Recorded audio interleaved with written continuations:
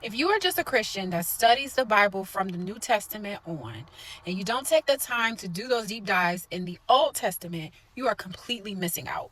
I did a video before where I showed a video of a really great minister that I like, Priscilla Schreier, and she talked about how Christ shows up in every single book of the Bible, including the Old Testament. But if you don't read those Old Testament chapters, if you don't read the minor prophets and the major prophets, you're going to miss out on how they foreshadow or prophesy Christ coming without blatantly saying Christ or Jesus or things of that nature. And let me give you some examples. Miss the fact that David, who is the author of the majority of the Psalms, how he talks about Christ coming in, how he talks about the betrayal of a friend or foreshadowing Judas.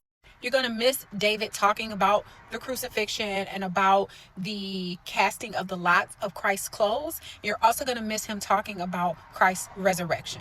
But again, he's not saying it. He's not saying Christ. He's not saying Jesus, but he's saying all of these beautiful, powerful, wonderful things that you end up seeing come into fruition in the New Testament and for the Messiah to come.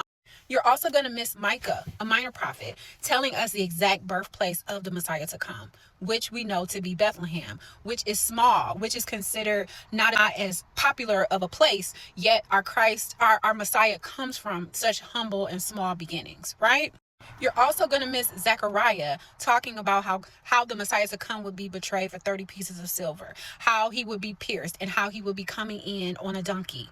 You're going to miss that if you just go straight from the New Testament and then just read that. You're going to miss all these key, beautiful moments of why we needed a king in the first place, why God was not enough for the Israelites, yet and still he tried to provide not only provisions for these folks, but leadership, right? He put those judges in place, then he put Saul in place, then he put David in place, then he put Solomon in place. He tried his best to give these folks a leader or a king that they begged for. And these kings, when you read 1st and 2nd Chronicles, 1st and 2nd Kings, when you see the bad behavior of a lot of these kings and the way that they allow the other nations to influence them, then you'll understand why a Messiah was needed and why the prophets prophesied and foretold of the need for a Messiah. It's mind-blowing. It's absolutely mind-blowing. So I hope that helps as you do your Bible study. Again, I'm an advocate of folks reading the Bible in chronological order. If you need a list, maybe I'll do a video on a list of what I use to help me to completely understand.